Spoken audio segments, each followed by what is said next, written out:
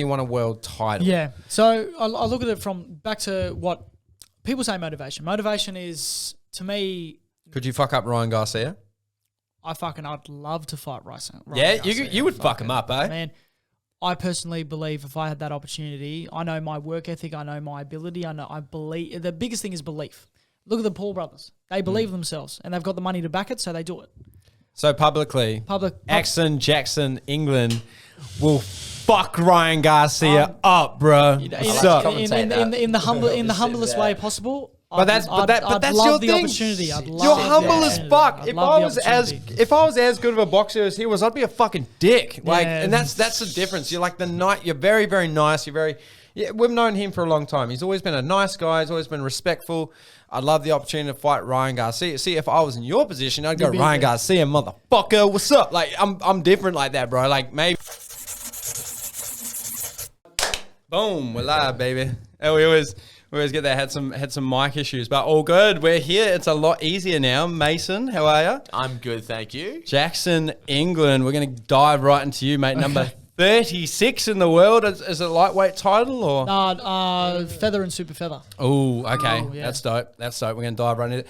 And we got Joseph over here. Joseph Turner, very dear friend of mine.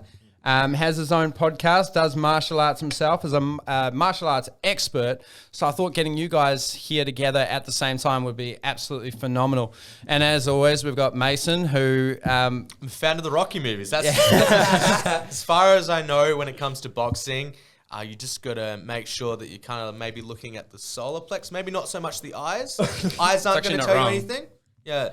It's actually not wrong. Dad told me that. Not far off. Yeah, okay. That's actually not wrong. Hey, you have to, 100%. Well, nice. Nice. Thank you. Good job. job. Yeah, Mason's great because every time I say dumb shit, he kind of explains what I'm trying to say. He speaks my language and he's always good to have on. So it's going to be good having that. He might learn a bit about boxing and we might learn. Oh, yeah. I'm looking forward to it. So Jackson. Yeah. Here we go. Not to sound repetitive because we did speak about this earlier, but how did you get involved in boxing? So my in the family lineage, my father fought professionally. His father fought professionally, and then on their cousin's side, both my uncles fought professionally. I call them my uncles; they're not really my uncles; they're like second cousins or whatever.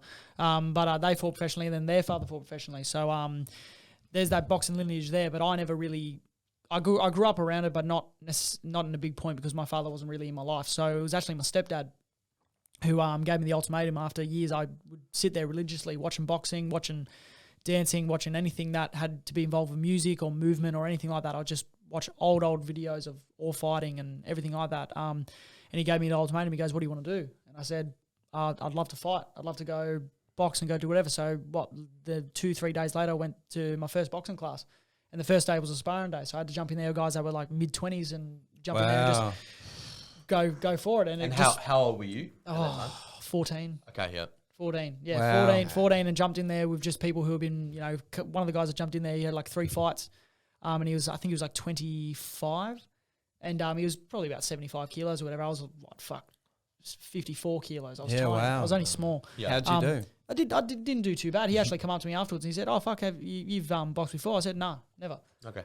So it come quite natural, but that's also the genetic side and the gifted side from my family from them. How much? Go.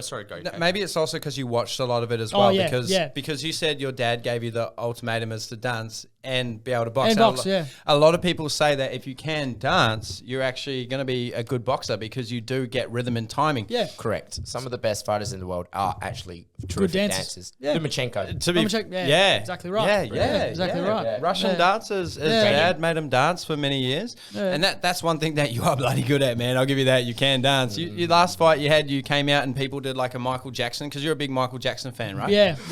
Okay. Yeah, no, well, the boys come out. The boys. I was one of them. Yeah, he was one of them. I was one of the dancers. I was just about to say, they come out dance. He was actually part of it. So Did you guys hear me yelling at you guys when I was watching? I saw you. I could hear you yelling. Yeah. I could hear you yelling. I was like just saw below. him dancing. I was like, "You fucking losers, bro!" Like, I feel bad. That's just who I am. I'm sorry. But it was funny because I'm like about to walk out. They're dancing. It's taking the time. It's like doing just to set the scene. So this is for like when it comes to dancing. What was this? No. Okay, sorry. We got to fill you in. So Jackson's about to walk out. He's got a professional fight. Okay.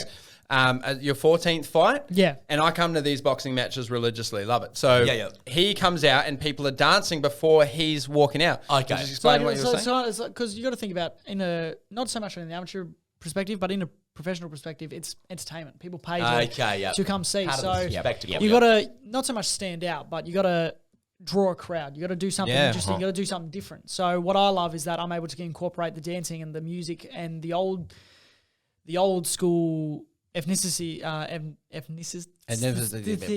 whatever the word is, behind what I've got. Yeah, so okay. I love to have like the old Bobby Brown, Michael Jackson, Prince, all that sort of genres to involve when I walk out, because that's what I warm up to in the dressing room. I dance in the dressing room. I love to have a move around and do all that sort of stuff, like, and even the last fight you were there watching while I was in there as well. So like I like to have that music playing in the background, like people like Queen, like George Michael. And you're saying you could hear me as you're walking out. Oh yeah, so while they're doing the dance, I know my opponent. I could see him where I was as well, and he's like looking at his coaches and stuff. He's like, "Fuck, these guys are taking too long," and that's perfect because he's waiting for me. Yeah. Okay, who cares? But then I can hear you, bunch of losers and stuff. I'm trying not to laugh as well. Yeah. I'm like, I know exactly who that is because you were just above me in the VIP. VIP and a pizza in my hand going, VIP sucks! Oh, the pizza sucks. Oh, yeah, but I pay VIP. I pay VIP. And it was a dope fight. And I'll be honest with you, I actually said that before you came in. I was like, you gave the guy a couple of rounds, because I've sparred with you before, and it's like sparring a shark. It really is. Like sparring a shark in water. You're just a little tiny fish in a big ass pond. You know what I mean? How much does like emotional control come into fighting? Oh, massive. Okay. Massive. Joe will even know from his, like, obviously from his perspective, from like looking at martial arts and everything like that. A lot of people think with a boxing perspective or any fighting perspective, you go angry or whatever. Angry, you got to let it go. Like any person with a bad anger issue, they go to boxing, they go to martial arts to help to control that, because it builds character, helps you to control yourself and to know what you're really capable of. Like you look at someone, better be kind of zen, yeah. You gotta be stoic. Stoic. Okay, that's the right probably word, the better word. Okay, You know, like if you are in that sort of sense where you know what you're capable of, you know what's going on, you pick the right time to let go, and another good word would be unleash. So if you're calm, the calmer you are, the more relaxed you are in a sense, everything's going to come across a lot better. Yeah. Where if you're rigid and you're tight and you're stressed and you're like, oh, I'm just going to take this guy's head off, you're going to find it very, very hard, especially someone who's a really good boxer or a really good fighter in knowledge, whether it be MMA, Brazilian Jiu-Jitsu, boxing, bloody karate, whatever the hell it is. Yeah, okay. They will know that, and they can see that from your body language. Like if you see someone step into a ring that's never jumped into a ring before, or even someone on the street who shapes up and they put their strong hand in front of their body to go hit you first, you know that they're not right. Okay. Yeah. You can see from a standing point of view, someone who knows, or someone who can talk a big game and say, "Hey, I'm a fucking gun." Yeah. So almost like a Jose Aldo versus McGregor, very slow. Very loose, ready, and calm. And he came in, dropped that hand, and then got exactly fell right. forward. Do you need to be that loose? Yeah. Do you need to be that loose for perhaps the timing element of it, and then also maybe energy. I'm riffing here, like maybe like the spontaneity of what happens, because in real time, I imagine that you've got less time to think. Yeah. And you're gonna like tactically you'll have something planned in your mind, but it won't go down exactly. No, like you think. never. Yeah. It's never choreographed. You can, in a sense, I can from an idol of mine. I'm a big my world time favorite fighter of all time is Sugar Ray Leonard, and he vents from himself saying that he choreographs fights before he goes in. He dreams about it, and that's a thing I can kind of say from perspective. Leading up into the fight, I'm training, I'm doing whatever, but then at night I'll struggle to sleep sometimes. I'll be relaxed. I've never been nervous for a fight, ever. There's only one fight I've ever felt a little bit nervous, and that was when I fought in Thailand. But I don't remember being in Thailand. No, you don't. That's all right. you didn't get to make it. No. But you dream about it. You almost choreograph in your mind, like, okay, I've hit him with the right hand. It's like a motivational thing. It is. It's like, okay, I know what I'm going to do, but you never know until you get there. Yeah, you can choreograph it all you want. But if it doesn't go your way, you need to have alternatives to be able to back that up. Yeah, okay. And Sugar Ray Leonard once actually had a vision about him killing someone in the ring, and he actually did. He did. Yeah. Which is 100% insane. He had a dream that he had killed someone, and he actually said to the guy, "You need to back out the fight." Or he said to someone, and it became public, and he killed a guy in there, man. And that's how serious it is. You know, I think it's a crazy thing that you can't really explain. If you go in there, you are putting your life on the line because brain injury is a serious thing, you know, like, and it's anyone could really hurt you. Any fighter can say, you know, oh, you know, I can fight till I'm 50, you know, but it all depends on what the wear and tear is like, because the first thing you go in age, the first thing that goes is either your chin or your legs. Yeah. And you're lucky enough if it's just your legs. But if it's your chin, you got to stop right there. Yeah. So when it comes to like technique, right? Yeah. So I imagine you'd be more focused on technique in an actual boxing match. Yeah. But if I was going to throw you Jackson on the street with some guy that's a drunk, that's a brawler. Yeah. At what stage do you think in real time, do you ever scrap at all or not really? Fuck them up. I've only ever had 2. Yeah, okay. And they happened exactly how I imagined it would. But from a personal perspective, like from anyone else as well, if you know what you're doing and you know what it's like to be in a ring or be in a cage or something like that, and to see how sharp, then you're less likely to get out of technique and more scrappy. You know? Oh yeah. Well, you see how sharp you are and how controlled you are, and coming from real experience from sparring top level tier fighters. You know, I've sparred former world champions, I've sparred all them sort of people, and you go against someone on the street who has no clue what they're doing. Yeah. You see how sharp you really are when you go maybe 1 or 2 punches and they've already hit the floor and you're like, fuck, wow. It'd be like mauling a small child. It'd be like if I had a friend over, and because you're getting there in your jiu-jitsu takes a really long time to get the hang of. But if someone was to roll with Joseph, you'd fuck him up. Yeah, well, but the thing is, though, what we're talking about from this perspective is like... That was a deep breath, eh?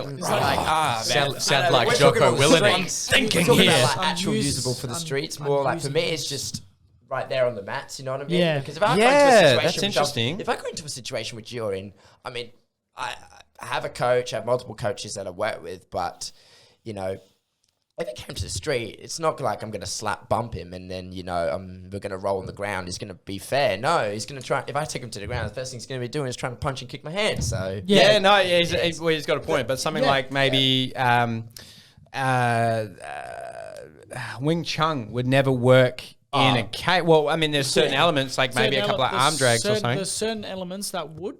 Yeah. But anything else would really struggle and really... In a street fight or in a cage? Both. Yeah, because I think John Jones and Tony Ferguson, they both use arm drags and very like, it's kind of like judo. You're never going to throw a taitoshi, or you're more going to throw like ogoshis and stuff like that, which is more hip toss and which is more without gi, which is more equipped for that. Exactly. So if someone's got a coat, they're fucked. But if you're fighting a wrestler, your body weight will remember it.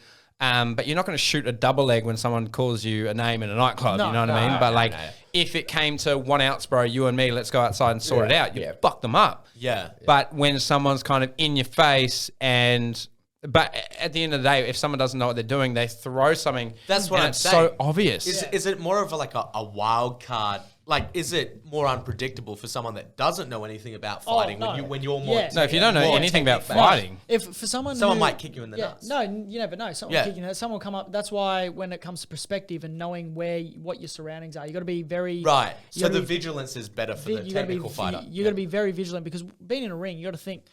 People who have never been in a ring before, especially in a fighting perspective, it's almost like it's like Royal Rumble. You're in a cage, you're in a ring, but then there's a cage dropped on top of you. The people can be there watching you. That's hell in a cell. But you're hell in the cell. You can't escape. Like you're stuck. So you think about it on a street perspective, you've got so much room. You've got so much arsenal to be able to work with, to be able to save yourself. But the first thing you do is, okay, where's my exit point? Where's the wall where I am? Yeah, okay. What length have I got enough for me? Who's with him? Who's going to back him? 100%. So that's where it comes to, okay, you can be a stupid fighter and be like, oh, I'm the toughest man in the room. 10 people can come at me, I'll fuck them up. Or you can be a smart guy and use your words, diffuse the situation, not even worry about it. But if it does I'm that guy. But if it does escalate, you know that, hey, my exit's here. I know I can take 1 or 2 out, maybe 3, depending on if I've got the right timing. Then I can get the fuck out of there and make sure nothing else comes to me. And I've got to be fit enough because in case there's fucking 10 to 20 of them, nobody's a fucking superhuman. Yeah. I'm going to run and make sure I can run fast. Yeah. I mean, I've seen people go like superhuman in clubs. I've seen a guy take out like 3 people. We called him Captain Tonga back in the day, man. Oh, man. Big dude like this, just smashing bouncers left, right, and centre. And you're like, I've been boxing for a while. I probably couldn't do that. No, man, fuck. You know, you come from a Samoan background. Oh, or man. I've seen one of the family members, he got hit in the head with a baseball bat. A wooden back of the head with a baseball bat. Story from ages ago. Oh, no. Got hit in the back of the head, boom. Not even a flinch. He went, it broke on the back of his head. He turned around and he fucking just picked the guy up and boom. I was like... So it was like real Hell in a Cell shit. Fuck, man. I was like, it was like the back of someone's house. It was like backyard in the grass, and this guy, the argument started, he just gone whack. He's gone boom. Turned around. Wow. And that was it. It was like... Afterwards, he's like, you did not hit me with that, Triple H. the way he turned around was so subtle. It was just So like... gangster. He's like, did you just hit me? I was like... The dude's got half a back going... it snapped on the back of his head. And he's like 6'5". He's built like a brick shit house. And hit him, and I'm like... Bat proof. But even he, like, man, I was like, hey, I'm lucky I'm sitting over here, man. Like, you got to be smart at the end of the day, man. Yeah. Like, out of everybody here, I'm like the littlest fella here, man. Like, fucking... Yeah, but I'm like pretty sure you'd fuck everyone in this room up. Like, I mean, there's levels to this shit, bro. Like, I'd just kiss him. I'd kiss Jackson just to distract him. Just to distract he's a him. good-looking boy. That's all right. If you wanted to I would do kiss that boy. if you wanted to, it'd probably diffuse the situation. Just didn't have 5 seconds of confusion. Unless he's punching you. Just, like 5 to 10 seconds of confusion. Like, what the fuck? he just kissed me. What's with Joe? So jiu-jitsu, yeah? Yes. Now I've heard, because I'm a fan of the Joe Rogan Experience. Yeah. Is jiu-jitsu literally like a different language? A lot of people tell me that. Is It's that different. the case, or what's your experience of it? For me, it's... What's the best way I can put it? Well, the best way I can put it is... It's more of it's definitely an art, and it's very well perfected, and it takes a lot of time and skill, like anything, to get good at it. And but I've never gone into it thinking to myself, oh, fuck, I do this because I want to fuck people up on the streets. I've gone into it because it's the skills that come with it and what's applied. Like I tell everyone, it teaches you to get good at failure. To get to your blue belt takes a good 2 years at least. To get to black belt takes a good 10 years. Some guys do it in 8 because they compete non-stop. But Like BJ Penn. Yeah. You got to fail like thousands and thousands and thousands of times before you even get close to blue belt. Yeah. But it's not like boxing. Boxing's like constant skill, technique, rhythm. You got to be good on your feet, you know. You got to understand how to slip, how to dodge, how to read your opponent. With BJJ, it's just like you got all these different types of locks and submissions and all that, and you got to learn as many skills as you can. It's funny because when I come to think of it, like if you're surrounded by just a group of dudes, like for those that are watching, you can probably recount countless times when you're with your mates, and there's the 2 topics that men go on and on about. Every guy thinks that he can win in a fight, and every guy thinks that he can, take a girl home. Toxic masculinity. Yeah, but I'm just saying, Toxic. like, considering both Jackson and Joe know quite a bit about fighting, does it kind of make you cringe inside when you meet a person on the street that goes, "Oh mate, I could knock him out"? Yeah, It does.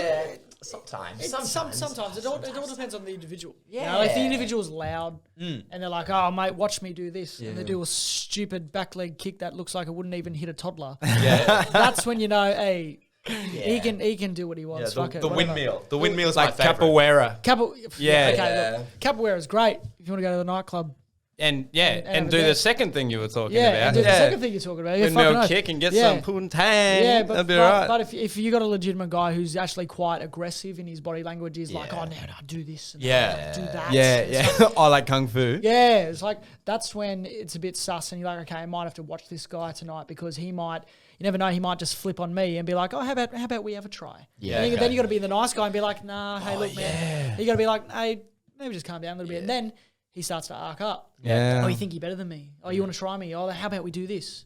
And then Light spar. Let's play taps. Yeah, let's play taps. And then it ends up being, oh, he's just hit me with a knuckle. Oh, wait, now we're actually in an altercation. Someone's holding him back. Now are we going to fight here? Yeah. It's always there's always one guy in a group that has to be like that. Like I actually, it'll be funny. I'll give him a shout out as well. Actually, before I do anything, shout out to my beautiful wifey and my son at home. Yo, yeah, baby, what's up? And my 3 cats. Sorry. I love you all so much. But shout out to this guy as well. I'm actually catching up with him to do PTs with him soon. But he used to drink a little bit back when we were younger and stuff and going to high school. And every time I'd see him, he'd always want to play slaps or he'd always want to spar. He'd always want to do something. Yeah. And I remember like once at a party or like at a thing, I got there and stuff, and he was like, what did he say? He was like, "Oh, let's spar." I was like, "Nah, leave me alone." And then he got a little bit frustrated. I was like, okay, whatever, fuck. So we did it, and it was all on good terms. He's a nice guy. He's come to a few of the fights and everything. And remember, he was going at me, like he tried to knock me out. Oh, we had 10-ounce bag gloves on, 10-ounce gloves on, and he's trying to knock me out. I'm covering, I'm moving, doing whatever. Yeah. And I've hit him. I was like, yeah, fuck it. I hit him with a shot, and I went boom, straight down, put him on his ass, and he got up and he grabs me. He goes, "Fuck, I love you, bro." And I was like, what? I was like, what the fuck, man? It's like a weird language that only guys speak. But there was a time before that where he was at another party and he was like going at me again. He's like, "Nah, come on." I was like, "Nah, leave me alone." And then he threw a slap, and I wasn't expecting it. He did it cheeky as well. Yeah. And he threw it. I leant back and I just went, and he dropped again. And he got up and he goes, "Mate, you're fucking something else."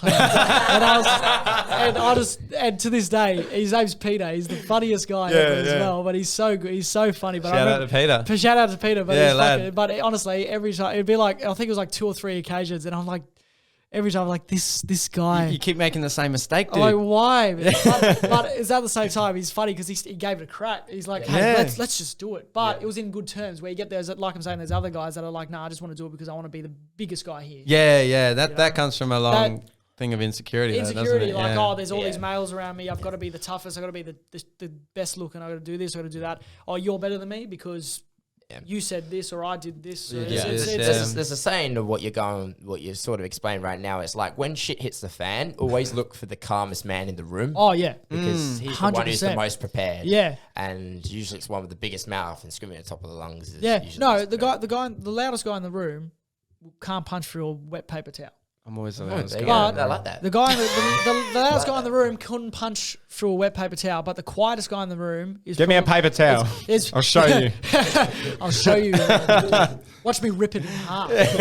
So never back down too. Never. Fuck, that's bullshit. That is. I've tried it so many times. It's not. Oh, from that movie? Yeah. Doesn't even work. Just shit movie too. Yeah. Oh. Michael Jai White made it good. Yeah. And did you know there was actually Eddie Bravo in that movie as well? He was. Yeah, he was a DJ. He was. Who else? Dustin Poirier was one of the fighters who gets knocked out. It was also that other fighter, the mate, the big guy. Yeah, he was Duffy. Yeah, Duffy. Yeah, he was in that too. Horrible actor. He's a terrible actor. What did he do? He was like, "Hey, Mom, what's wrong?" Like it was just the worst bit of acting I've ever seen since like a Ken doll. Blood Diamond. That, but he's like, "Oh yeah, I'm in high school." Fuck off! You're not in high school, mate. Yeah, you're like a. Yeah, he was a big dude, bro. But did you know he was also in Batman vs Superman? Oh really? No, he's one of he's in the Underground Fight Club. Yeah. He was. Something new every day. What's just out of curiosity, Jackson? So when you enter a ring, right? Yes. Now, people have died in boxing matches, yeah? Oh, fuck no. Yeah. Right. So just on that premise, do you have to sign anything at all? Cause So every professional fight, other than the amateurs you get. I was going to say because otherwise it's murder. So the pretty much how it works is like so even in the amateurs you get what's called a blue book, and then you get your boxing card. So like regardless of whether it be amateurs or professional, you've got to take a license with you pretty much, and I've got to carry mine. Combat Sports Commission license with me to show that I fight professionally. Right. And with any sanctioned fight going in there, you've got to sign a contract. And you've got to read through the contract. And depending on when someone dies or whether it's for a title or whether it's for any sort of money, you are putting your life on the line. So any sort of contract or anything waived, signed, it means, okay, what happens in that ring, obviously. So you're literally signing your life away potentially. Pretty much. So you got to think. So when you're going in there for a fight, you say you're a contender. So like you're a low end fighter that isn't really doesn't have a title, doesn't have anything like that. But you're coming across someone who's the exact same. Okay. And say this isn't a perfect world where you get some fighters out there that cherry pick, which is another term of they choose fights that they're going to win easily to make them look better, which is what a good promoter does. A good promoter, because he wants their fighter to make the most money for them and himself. Yep. But they also don't get tested, where I'm not a big fan of as well. You need to be tested. Each fight needs to be a progression in your... just on that, you probably aren't a big fan of Jake Paul. No, in the fact of the YouTube sort of stuff, Yeah, but okay. I can see with what he's doing, and like it's not easy for anybody to jump into a ring, and anybody can say that. Anybody who has a sense of what it's like to jump in a ring, jump in a cage, or anything like that, it's not easy. So I can understand with what he's doing. Hey, he's jumping in a ring. He's giving it a crack. Cool. You gotta have respect. You gotta have respect for that at the end of the day. And it's not like he's shying away from anybody. Yeah. He fought fucking Tyron Woodley. Yeah, that's so a good easy fight. The But frozen one. the they Ben, call them. the Ben Askren Yeah. fight, though. The Ben Askren Oh, fight. no, okay, so that was... But yeah, I mean, I could do that to Ben Askren. yeah, anyone could do that, Ben Askren. Yeah. My son's 4 months old. He could do that, Ben Askren. Yeah, and no disrespect. This is no disrespect though. But one of the that's- goats, bro. he Love him. is. Oh yeah, that- Great. from a wrestling point of view and everything like that. He's Jesus, an yeah, absolute I mean, beast. But they knew this from a professional point of view and from someone who actually knows how boxing works. Yeah. It's all about, especially because they've got so much money behind them. They know what they can pay or what they can do to get certain people to come. to Yeah, the yeah, table. And yeah. money talks. Yeah, So they know that Ben Askren, okay, unbelievable wrestler. sure, yeah. Can he box? Fuck no. No. So they know Better promoter Better- for that fight but- than Tyron Woodley. Oh, But, yeah, better promoter for that fight, 100%. But knowing that he came to the fight, knowing that he can't box, Yeah. that's another step up for Jake. Okay, I can take this guy out because I know I just have to punch him once and he'll fucking fall over. And to add on, in that fight, he only trained for 3 months. 3 months. Just came off had hip replacement surgery. Yeah, see, so Yeah, other factors old as well. Other factors play as well. Yeah. So knowing that they've got all that in their court, a good fighter and a good promoter and a good manager know that, hey, as long as the ball's in our court, yeah. there's no slipping here. Then why was Dana? This is interesting. Yeah. Why was Dana White so adamant? A guy that's boxed before. Yeah. Dana White was a good boxer, but he Yeah. was not good enough to go pro. So No. he's a. Why did he think that Ben Askren was going to win hands down? Well, Back it's in- because Just hates Jake Paul. it's... The thing is with Ben Askren's striking is it wasn't terrible. It wasn't... No, it wasn't terrible. awful. He fought killers. And pretty it fucking wasn't terrible, It yeah. wasn't his strength. I mean, I feel like the biggest thing that people didn't really talk about, I felt like Ben Askren really underestimated Jake. I felt like when he came into the fight and then there was all the sparring that he was doing, there was all the training that he was doing, I felt like, Jake's really onto something. Like, personally for myself, I'm definitely not an expert, but I can see a fucking good jab when I know one. I can see a good straight right. I can see someone who knows good footwork. And He is an Ben expert. never had that. Yeah, is an expert. so one thing I will say about the poor boys is that because there's a girl I know and she used to train here, but she also trained in Queensland. She's over in the US at the minute Okay. and stuff, and she's actually been at the gyms where they've trained. Right. And she says work ethic from a media and like YouTube point of view, they're fucking absolute machines. Yeah. And Yeah. they've made their due. They've paid their dues with YouTube and everything like that. But from a training point of view as well, they're workhorses because Yeah. they know that technically they're not fucking the best. Yeah. Jake's definitely a better fighter than Paul. Yeah. Paul looks like Logan. Logan. Logan, yeah. Logan looks like a monkey trying to fight over banana. Yeah. Jake actually has good fun, like you just said there. He's actually got good fundamentals. I love that. Yeah, very depiction. basic. I love that depiction of Logan Paul because when I watched him fight Floyd Mayweather, He looks it's just like this windmill. He is. He looks like he can't get out of the way of his No. But he hat. had Yeah. a lot of weight. I actually Yeah. looked at the fight Yeah. that I had Yeah. recently. The size difference between me and the guy that I fought was Yeah. about the same. About the same. Yeah. And that is a big Oh, it's fucking massive. difference, Yeah, man. it's massive. It's Crazy. huge. But you got to think, Floyd Mayweather, I don't care what anybody says, even Canelo Alvarez, on Wikipedia, they lie about their height, right? They say Canelo's like 5 something. Dude, he's short as fuck. No, isn't. Yeah, He's right. short as. far, Yeah. He's like my height at least. Yeah. They say he's like 5'10". Do you think you could fuck Canelo up? Man, no fucking chance. You don't think you can fuck him up? there you go. No. Okay, No. look, here's the thing that comes with the pride of a fighter. You know who the fuck's the man? Yeah. You know, you like Michael Jordan. Yeah. LeBron James did his time. Like, LeBron James is the man. Don't get me wrong. in my eyes, no one will beat Jordan. Same with the greatest. You look at Ali. What made Ali so great was because not only did he have a mouth, not only did he have the charisma and the flamboyance, but he had the boxing ability to back him. But back then also heavyweights weren't 120 kilos. No. They were 90, 95. And for a man at that size, at that time, in that era, to move like he did and have the mouth and be able to rhyme, to be able to have the flamboyance, to be able to be the people's champion. Yeah.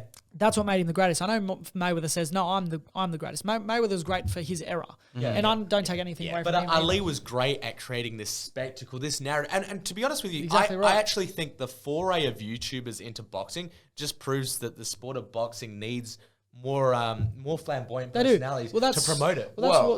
To take on that, the issue with that is that if there is so much more of something, it wouldn't be valued as much. No. So that's why when people say, "Oh, we need more characters," yeah, but then if we had more characters, we wouldn't value them as much. If we had like 100 Conor McGregors, then Conor McGregors would be diamond. It's like phones. Everyone's got a fucking phone. It doesn't matter if I've got an iPhone. No, I'm just getting it at the point that I feel as though, from an outsider looking, that's not a mega fan by any stretch of the imagination.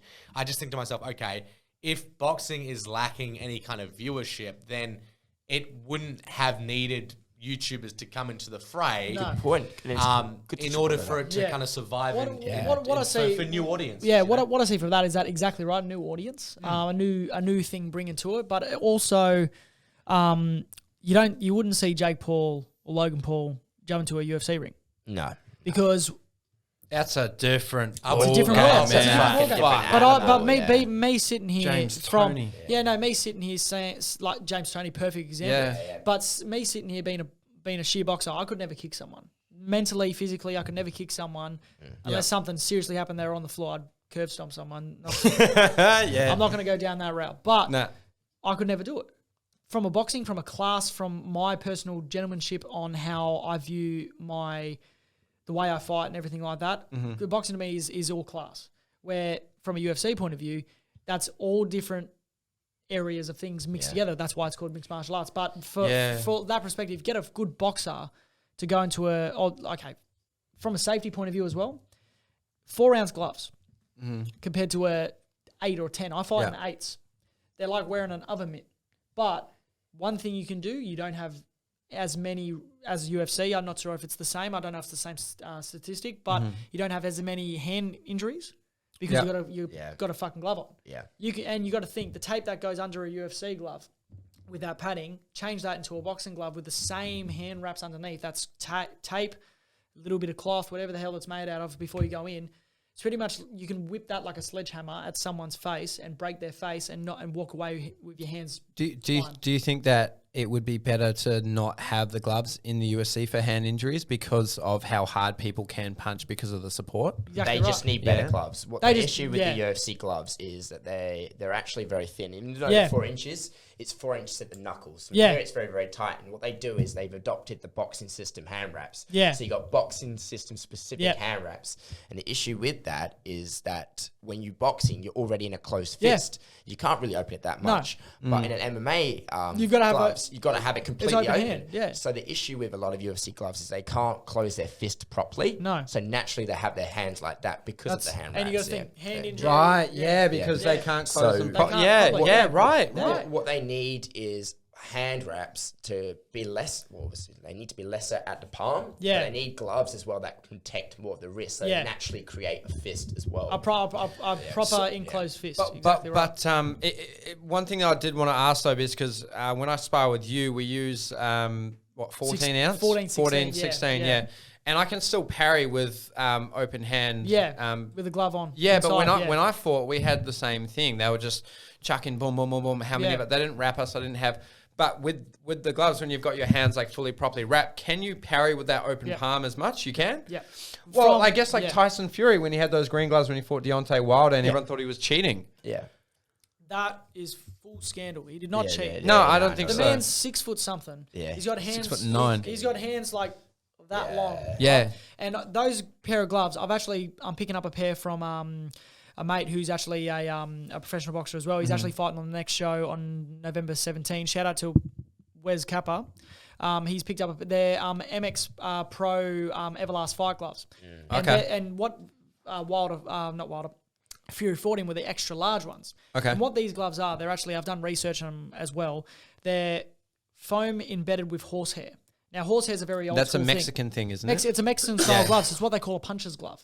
Okay. Now, depending on how good your hands are, whether you've got wrist problems or knuckle problems, a lot of people who walk out with, who go on a puncher's glove, even with the wrap on, their hands will walk out and they've looked like they've had cerebral palsy. Like their hands are absolutely fucked up. But look at the Mexicans, you look at people who have got naturally strong hands. Yeah. They can wear them because they've got strong hands. They're conditioned. And they have a certain They have a certain type of thing where boxing as well. A certain type of boxing style. Forward walking forward and be able to take the shots and be able to be in there and get dirty. But Fury, on the other hand, Fury's such a unconventional fighter. Yeah, He can fight from both stands. He can fight on the move. He can fight on the front. He can fight on everything.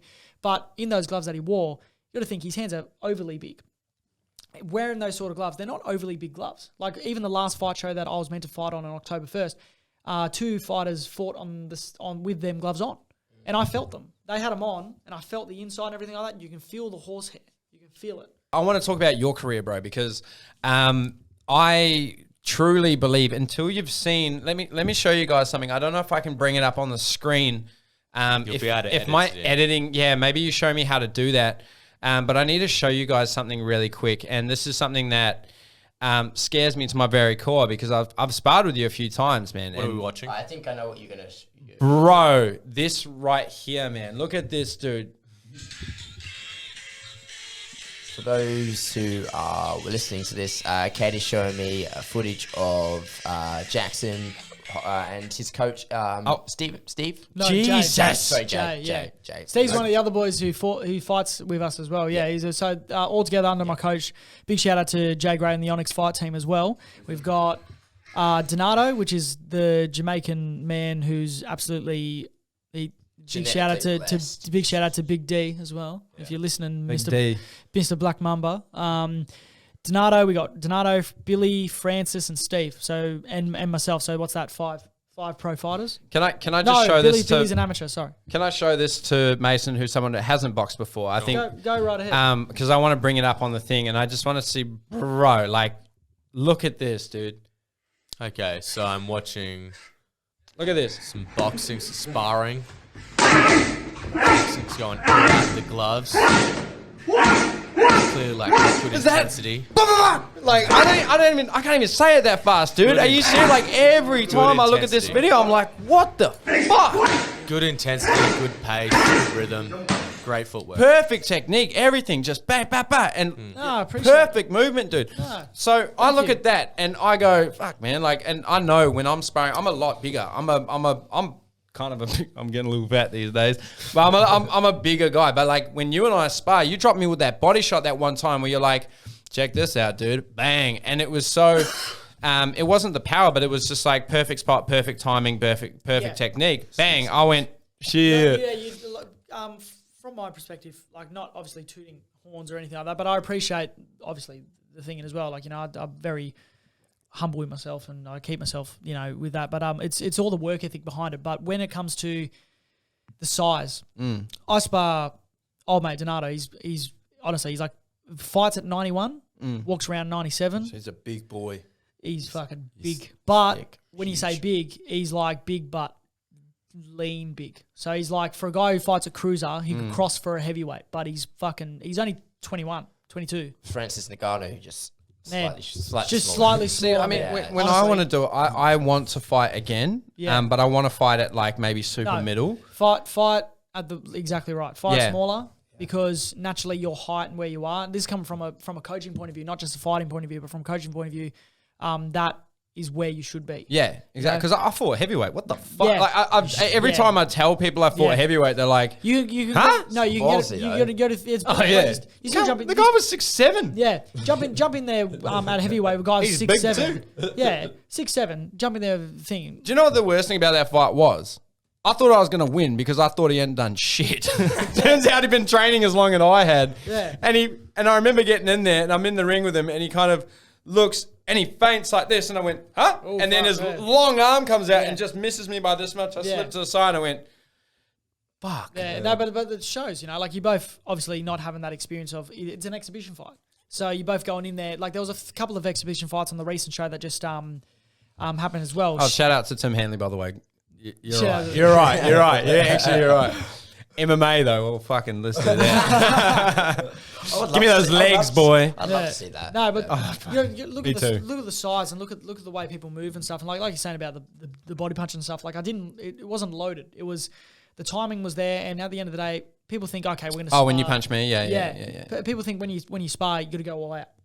That's not true. Not true at all. When you want to get the best out of something, you actually move with the person in front of you. It doesn't matter what level of experience. Whether they've got no experience, they've got 10 fights, 20 fights, former world champions, everything like that, you gauge with each other.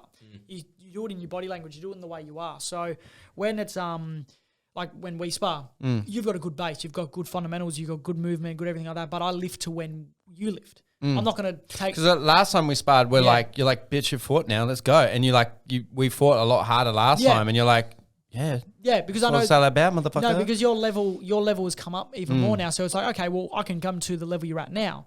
And when you start to drop off, I'll drop off. Yeah. And that's someone with good control. When you can see that in someone's body language, like, hey, they can't maintain this pace, they can't maintain this level. Let's go to their level now. Let's drop it back down. Yeah. And that's how you should work with people. People who will take advantage, like, oh, this guy's had one fight, he's a numpty, I'm gonna knock him out because I want to feel good about myself. Fuck that. Try and knock out a guy who's been a former world champion or anything like that. Trust me, it won't come It's across not so gonna easy. happen, yeah. No way in hell, not at all. And that's interesting because I was moving around with guys that were my size that were really, really good recently. And the head movement and like maybe that's a dancing thing as well. Yeah. Like it's been really working for me lately, man. I'm slipping jabs, I'm moving around a lot better since the last time I fought because I'm like... It's being able to see the shots and feel... Yeah. People think that, okay, once I get better and I start to slip more and roll more and start to do all these sort of practicing things, practice makes perfect. That's true. But... There is one little element though that sometimes... I've been fighting in a way, and like I want your professional opinion on this because I've been fighting like I'm kind of here and I like to move out the way and I'll counter and be like, look steezy when I'm doing this. My father's South African. He's built, you met my dad. He's built like a brick shit house like this. He's like, yes, when I was your age, I would have knocked him out the way. But like he's just very South African.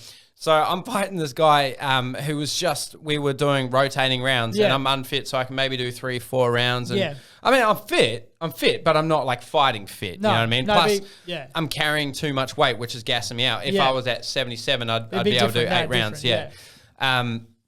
So I'm sparring this one guy who was I'm sparring a big guy, and then I sparred this other guy who actually was having a baby in the morning. Shout out to him, by the way. He's had a baby too. Nice ass guy, nice fucking dude. And I'm sparring with him, and he was light and he was hard to hit. And I'm like, shit. And I'm trying to be hard to hit as well because that's my style. I'm like, what? Yeah. And he was very, very difficult to hit. And he just kept tagging me. And then I took a break, and then I came back in, and he's doing the same thing again. And then something changed. I was like, what happens if I punch him really hard? Bro, that fucking worked, bro. Like, and like for the first time, because obviously when I spar with you, I spar a guy. I've always sparred with guys that are a lot better. I never spar with guys that are shitter. They've always been pro or semi-pro or gold. I always jump in there because I make mates. Yeah. So I'm in there, he's moving around, and I like kind of see him, and I went into like more of a peekaboo and like hit him started hitting like a little bit harder, but then just putting pressure on him, and he was on his back foot, and I'd see an opening, I go bang, bang, bang, bang, bang, and he was like backwards, and then he was kind of like falling and shit, and I was like, is this what I should be doing? Yeah. Like, should I be practicing this? It's definitely something that from a boxing perspective, you've got to be able to cover all bases. Now, there's people who favor. Okay, they're on the back foot, or they favour being a counter puncher. They favour being there's all different terminology. Yeah. There's a boxer puncher, there's a counter puncher, there's a brawler, there's a slugger, there's so many different things. And that's where it comes from my perspective, knowing that all these different styles and all these different perspectives of how people punch, how people do things, how people move, how people fake, how people do just the science in boxing itself. Like sweet science. Sweet science. And speaking of completely unscientific, Hold on, where are you going with that? No. You're on a roll there. What were you saying? I was saying that with that, him from a perspective, it all comes with knowledge and with experience as well. Experience is a big factor because there is levels to this stuff. So There's levels to this shit. There is. But even without the levels and stuff, you seen from your own point of view, it shows where your level's at now because you've seen, okay, I'm not able to tag him if I'm trying to mimic him or if I'm trying to move myself. We're trying to be a counter puncher. Trying to counter as well. What can I do to change this up, which is going to change the output or the outcome of what I'm trying to do at the moment? Yeah. Okay, I'm the bigger man. I'm going to press the pace. I'm also going to stay a little bit more enclosed, a little bit more cagey, if you'd like to say. And then I'm actually going to use my size and strength against them. Cut corners off and worked. And it did. It worked to your It advantage. wasn't that I was hitting him that hard, No, but it was just putting the pressure. And because I was always so one-sided, because I'd sparred with you quite a bit. Yeah. So I noticed I was starting, every time we'd spar, I'd get better. Yeah. But every time I'd do something, I'd go, oh, shit, I don't know. And I was mimicking you. And then as a bigger guy, I'm kind of not putting the pressure on it because you weren't trying as hard with me. So when I'm with him, he's outboxing me and kicking the shit out of me. And I'm kind of like moving around like I'm better, but then I'm like, okay, let's box them, see what happens, and that changed. You start to see, okay, I don't need to be here. And that's where it comes with any combat sports. If you get hit with shots, unnecessary shots, don't be there. Anybody who wants to be the tough guy and they've hit with a couple of shots and they're like, call it on, they're like, oh yeah, come on. It hurt them. Yeah, that's never good. Anderson Silva. Yeah, perfect. Perfect example. There's perfect many examples like that. There's so many examples. But if you're calling a shot on like, oh yeah, go on, do that again. Yeah. You're asking for, okay, I've just been hurt me more. Yeah. And If that's just stupid. If you've been hit by a shot, nothing's scarier. Now, this is what my coach obviously implements in us and what I implement in myself, what I've told you Onyx, as well. Right? Onyx. Yeah, Onyx. I'm Onyx down with my coach Jay. But what we also implement with that is staunch, strong. Yeah. And that comes from a Thai boxing background as well with him, but he also implements that into a boxing sense. If you're able to have a strong guard. Like a Mexican. If you're able to have that strong guard, but also be able to be there and know that, hey, I've got a good neck, I've got a good chin. If a shot comes through, I'm not going to be like, oh, yeah, smile and think. That shows I'm hurt. Even if it hurts or even if it doesn't, you show, hey, that didn't faze me whatsoever. Or just like a little... No, you don't. Not even a thing. You just walk at him. You're just forward, there, yeah. just showing your presence. That's why even when we spar and I say, okay, if you get shots on the guard or anything like that, instead of taking a couple of steps back and regain yourself, you should already be reset in that same spot. You should be able to throw shots of any position, any sort of feet or any sort of position you are. It's an option to be able to throw shots. When there's a will, there's a way. You can use that in that perspective as well. So even if you get hit shots, all it takes is one step back, one step forward. Yeah.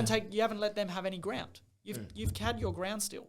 Look at someone like Canelo. Yeah. Canelo is so smart at not moving to his pace, his point, because he knows that he's gonna suck him in. Great pressure fighter as well. He's gonna suck him in. He knows that he doesn't have to be pressure at first. Right. He can box. He can stay in the middle. He can do what he wants because they're not gonna outmuscle him. You know, and that's what I show even with you. Me being the smaller guy, you being the bigger guy. Even though we're not going at that high level, we're trying to knock each other out. We're still working with each other. I'm not going to let you muscle me. I'm gonna every time we get into a clinch, I'm going to manipulate your body so I can spin off. And that was like going underneath, and then you would use your head to move me over, and then you'd come back, stay strong, and you'd be right in my face. That's using that staunch strength and manipulation from myself as well, because I'm not an overly big guy, but I know for my division and my weight, I'm a big puncher. Yeah. But I also know how to gauge that in using my explosiveness at the right time. So you pick the punches to be explosive on, and you go, okay, you got a 4 or 5 punch combination. Pick the last 2; they're the knockout ones. But the first ones, they build and they start the momentum to be able to launch those shots in. Then when you pick the ones to knock people out, which are the 1 punch ones, you use the momentum of your body to be able to do that. You know? So it's all about the biomechanics of the body. Power comes from the legs up. So if your feet aren't in the right place, if your body's not in the right placement, you're not going to be able to get the right shot. And if you're half-assing shots, or if you're over-exaggerating shots, you're not going to find that crisp middle, knowing that, hey, I'm not going to punch to them, I'm going to punch through them. Right, okay. Yeah. So and that's the ending shot. That is the ending shot. You know, like that's so that's the thing. So even like punches to the body where I've hit that body punch there, knowing that the timing's there and the placement's there, you feel it. You feel it crunch when it's there. Even to a shot with the head, like the last fight I had, I hit the guy with a left hook to the head, and that was because we both threw hooks at the same time. And it was in the center ring. I threw an uppercut, right uppercut first, and then I've dipped down, and we've both come back with left hooks. But because mine was right on the line, because I knew where his head was going to be, his was right over the top of my head. So I knew mine was going to catch him first, and he pretty much met me halfway, and his jaw went with it, and he stumbled and went to the ground. Now, give it to him. He fucking durable as fuck. And he got up. Most people wouldn't get up. Most people Nah. that I fought in the past, they wouldn't get up. It shows his toughness and his durability. I got up. Just saying. He got up. That was good. But Did you hear me after you knocked him out? I did. but he got up, and then I dropped him to the body afterwards, and then the fight was over. But knowing that there's people, knowing that you're able to time yourself and be biggest word I can use in a boxing perspective or any combat sports perspective, don't be readable. Yeah, right. Be as expressive as you can. So it doesn't mean you have to be cocky. It just means be unpredictable and show personality. When I train people as well, I tell them fundamentals and learning the basics first and being that's good. As soon as you get past that and you start to feel yourself a bit more, you start to have your own sort of personality, your own sort of vibe about it. Yeah. And then that's where you find, okay, I exceed more in these areas. Okay, these are the little parts that I need to work on. So you can be like, okay, I've learned the basics. I know how to jab. I know how to throw a right hand. I know how to throw a left hook. I know how to do some stuff. Now, how can I put my own flavor on it? How can I put my own little flair? And that's where you see people really exceed because you can see them kind of like pick themselves and be like, oh, I'm going to do this and then I'm going to move this certain way. And then it's like, oh, wow, okay, they've got a bit of style about them now. Yeah. And that's what you want. You want people to have a bit of style. If you're just, you look at the back in the day with the Russians and the Kazakhstanis and everything like that, they're stock standard, they're straightforward, they're just like that. That works for them because that's what they've implemented over years and years and years of training. You look at someone like the Ukrainians, like Vasyl Lomachenko, even Alexander Usyk. Them guys are so out of the world with what they do with their training ethic, like the dancing, the rhythm timing, right? the brain work, everything like that. It's there's only going to be one Vasyl Lomachenko. Yeah. That's just the saying. For a guy who's actually a right-hander to actually make him a left-hander. To make him left-hand, and how many amateur fights before he went pro, man? You know, like you look at back in the day, the biggest amount of amateur fights back in the day would be at least 100 to 200. Yeah. He had 3 or pretty much 400 fights. Yeah. And I'm lucky enough to have 22. I only had 22 amateur fights, and I thought, I'm happy with that. But I always had more of a pro style than I did an amateur style. And that's why you see someone like Vasyl Lomachenko, he has so much talent. What a big thing is natural ability. People who have good natural ability, they either have no heart or they've got a heart to come with it. But people with natural ability usually, because they've got so much talent, they can fuck around, they can do whatever they want. But till this day... But has your heart been tested? Because every person that I've seen put in front of you, absolutely, like it's almost like you can just go, all right, I'm done here. Now I'm going to sort you out.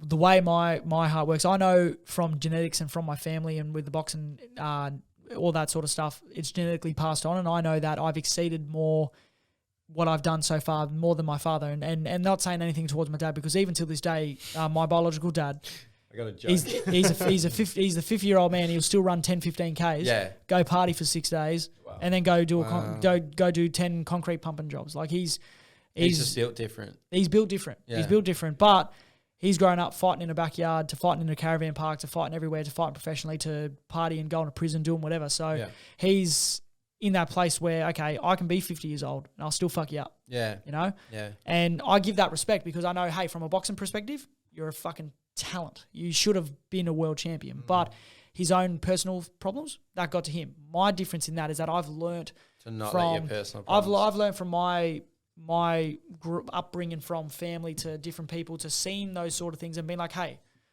you're a product of where you're from. Righto. Growing up in Western Sydney and then coming to Perth and everything like that, I didn't have anybody. It was just me and my sister. And then my sister ventured off and started having her own thing. So I was by myself for years and years and years. And then I had like a few mates here and there and stuff. My best mates are still in Sydney, but it's by myself. Yeah. So what I have other than then, I just had me.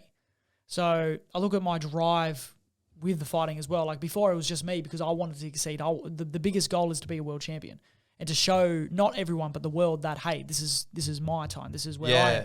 Not being cocky, not being up myself. No, but that's part of the reason why I showed the video, because you don't have to be a boxing nerd to know what kind of chaos you look like when you're hitting pads, a heavy bag, or just straight out sparring. No, but I appreciate it. You know, but that's the thing. He's that much better than anything that you see with that. People that had 14 fights, they don't look like you do. That's why it's something really, really, really special, because they don't move like you do. They don't have the confidence like you do, and they don't have the marketing like you do. Like when you say, this is what I want to do, I want to be a world champion, I will always remember I learned 2 moves from you, bro. 2 moves. Number one is look at your shoe. I've used this like maybe 9 That's times in sparring. Yeah, I see your face there. That's a funny one. It is. It's a good one. Yeah, look at your shoe. We were talking about that when it was looking at the solar plex. So that's going back to our first thing we said. Yeah. The first thing. Looking at the solar plex, that's great. But if you're able to look at the arm, or if you're able to look at the leg, and their perspective, you got to think of someone. Someone from their perspective is going to be like, he keeps looking at my fucking arm. Why? While you're trying to process, why is he looking at my arm? Hit him. Why is he looking at my leg? Fake to the leg, go to the head. Or go to the body, fake to the body, go to the head. This dude looked at his shoe, bro, halfway through, and he's just like, oh, looked like he needed tie lace. I was like, oh, what's that shoe? And he cracks me right in the head. I've used that so many times, and people laugh every single time. And the full, when someone throws a right hand, I watched it in your last fight. You pivoted all the way down, and then back up, and then you followed with the right hand as well. That's been working a charm. That I love that shit. Yeah, it's thinking outside the box. Thinking outside the box. If you stay to these sheer lines, Tyson Fury's back to him again, just a little bit before we go into the right thing. He's a great example of someone who's not in the box at all. He's a squiggly line. Yeah, he's unorthodox as fuck. He's unorthodox as fuck, and that's what works best for him. Especially for a guy his size. He's built like a potato. But he moves like a lightweight. He moves like a lightweight. He's built like a potato. 100%. Built like a potato, but moves like a lightweight. Big ass potato. He's a fucking oath. Big guy. Mate, he's like a fucking pudgy piece of Play-Doh. Bald head and a beard. And he's got a mouth like a fucking champion. Yeah, imagine like most people's dads. He's got the That's what he looks like. Dad bods, and he fucks people up. Dad So before we're gonna, because I want to dive into that shit, because we've been like, I'm like I gotta watch out because I'm like a hell boxing and fighting nerd. So when you like people talk, I'm like, oh my god, like, and like people want to hear that shit because I looked at the algorithm, bro. Apparently, like 90% of the people that are watching this are like all dudes, bro. So they're going to love this shit, man. Hello, Like, fellas. The majority of people fellas. who listen to podcasts and watch YouTube in general, a majority of the audience is men. Hello, fellas. Gentlemen. So let's dive into real quick before we go into the fight prediction tomorrow. We're going to do a fight prediction and shit. So where is this? So obviously you've just had a baby. You're with your misso now. You guys have been together for a long time. She's the best. Lovely girl. You guys are very much in love. Where do you see yourself? So you say you want a world title. Yeah. So I look at it from back to what people say motivation. Motivation is, to me... Could you fuck up Ryan Garcia? I'd love to fight Ryan Yeah, Garcia. you would fuck him up, eh? Man, I personally believe if I had that opportunity, I know my work ethic, I know my ability, I believe... The biggest thing is belief. Look at the Paul brothers. They believe themselves, and they've got the money to back it, so they do it. So Axon, Jackson, England will fuck Ryan Garcia up, bro. In the humblest way possible. But that's your thing. Opportunity. You're humble as fuck. If I was as good of a boxer as he was, I'd be a fucking dick. And that's the difference. You're like you're very, very nice. We've known him for a long time. He's always been a nice guy. He's always been respectful. I'd love the opportunity to fight Ryan Garcia. See, if I was in your position, I'd go, Ryan Garcia, motherfucker, what's up? Like, I'm different like that, bro. Like, maybe... I just look at it from outside perspective, then I would just like be on the court side of the microphone. I'd be like... Believe it or not, we did a podcast about this and now here we are. Spoke about this. Die, Ryan. No, what you wish for, folks? To be fair, no disrespect to Ryan Garcia. He's all right. No. He's solid. See, but Ryan Garcia, from his perspective, he's used all the platforms to be such a big entity in the boxing world, and he's done so well for himself. And not saying it, I don't know him personally, but any opportunity to fight anybody in the world, whether it be a former world champion, whether it be someone in the US, the UK, I'm happy. I don't shy. If you could fight anyone, who would it be? Old or new? Old or new? Because if I what do you reckon? Like all time, or just now and all time? Okay, now there's if I wanted to fast track myself to a world title and have a shot at, like, say, the current featherweight world champion, which is Gary Russell Jr. Fucking oath. Or go to the UK because I suss out all the guys there anyways, and they've got. Kid Galahad, he just won the IBF featherweight title, and then there's also Lee Wood. He just won the WBA regular title, world regular title. He just won it off Q-Can, who I was watching Q-Can as well. Now I'm 36 in the world in the WBC, which is still that world ranking there, but at that point where I'm at the minute, I'm not eligible to go against them. But say someone come to me and said, "Hey, do you want a shot at the world title against so and so and everything like that?" My hand would go straight up. Right, 100%. Because so if you could So obviously those aren't names that people would know unless you're a real boxing nerd. Yeah. If you could fight anyone, who would it be? Anyone Of all time. Would it be Sugar Ray? Would it be... Oh, to share the ring with Sugar Ray, man. I don't give a fuck if I get knocked the fuck out, man. You do it? Yeah? Oh, you do it? Yeah. But to be fair, like, that was a different time. It was a very... I think you might fuck him up. Nah. No. You don't think so? Way. Very No different way. style of boxing, bro. Nah, Leonard... Do you think Leonard would take Mayweather? Yeah. Really? I mean, Leonard's got too many things in his arsenal. The way Leonard... If you watch Leonard talk about the way he would fight Mayweather, he goes, I would pull... everything out. Oh, no, sorry. Fuck me. I'm thinking Robinson. I was thinking Sugar Ray Robinson. Okay, so Sugar Ray Robinson, that's another big thing. Leonard's got too much respect for Ray Robinson, but even he knows that Ray Robinson was a different beast in that era as well. So Ray Robinson having close to even more fights, professional fights. 400 professional sanctioned professional boxing fights. This is even going back to my pop as well, though. So my dad's dad, he had about at least 200 altogether fights, 200 to 250, but some of them were 10 fights and some of them were sanctioned boxing fights. And they were either bare knuckle or with gloves on as well. So back in that era, you never know what people are doing. So even Ray Robinson, he was having fights under the radar to being sanctioned. So he could have had at least close to 500 fights. You never know. So GOATs of all time, who would you fight? GOATs of all time? I'd absolutely love an opportunity to fight like Ray Leonard. That'd be amazing. Over Robinson? Over Robinson, yeah, because I look at the era of how much I've watched Leonard, and I'd absolutely love that. But that's also because of the class he's got as well. Where Robinson, but we could diagnose it, and that's what I'm worried about going on a tangent, because we could diagnose that shit. We'd be like, oh my god, he stole later rounds, and then he would do this, and then he would do that. Yeah, and it was yeah. a Fury, but you know what I mean? Like we could go on a fucking tangent about this. Yeah, Joseph, if you were gonna fight anyone, who would it be? Anyone. This is entertainment. I forget this isn't Discovery Channel. Like, I'm so sorry. We're getting nerdy. Getting nerdy about it. We're getting really nerdy about it, because like Mason's sitting there just smoking, chilling going out. He like, doesn't know what what the fuck are you guys talking about? So, and for that, I'm so sorry. All we're saying is that staying we're in my place, Kato. Yeah, my bad, dude. Last time he told me to pipe down, I'm like, all right. all we're saying is that there's big names of this sort of stuff, and who we want to get punched in the face by. Yeah. No, I understand it. Yeah. No, who would you fight, dude? I don't know. I wish I could just that's not a question I really even asked myself. Come on, dude. Who would you fight? Anyone. It can be anyone. It doesn't even have to be a boxer. I know I'd fight Britney Spears.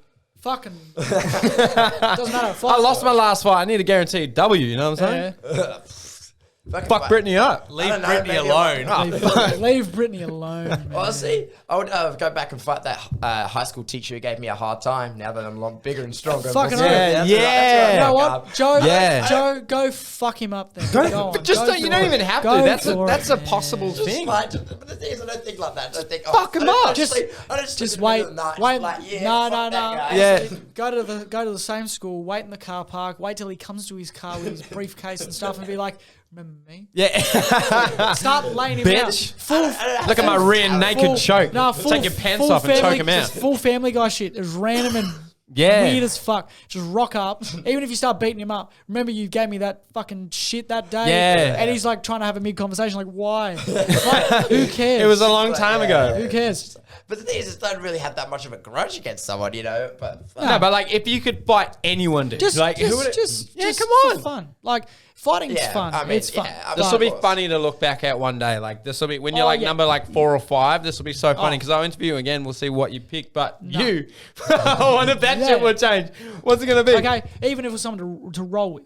Well, even in the movie. Then any day. You can roll with anyone. Yeah, I mean, it's just for the experience, you know what I mean? Like, the way that we look at it is a very, very different perspective from you and I. Like, you do it because it's your life, it's your career, and God bless and all that. You made an absolute name for yourself doing it. For me, I've always done it for the skills just for the skills to learn and the process of learning. Yeah. The process of learning and progression is so fucking addictive. Yeah. Like, once you get good at something, all you want to do is just get better. And then that's the idea with, boxing and any kind of martial art. It teaches you to be disciplined. Oh, yeah. Yeah. 100%.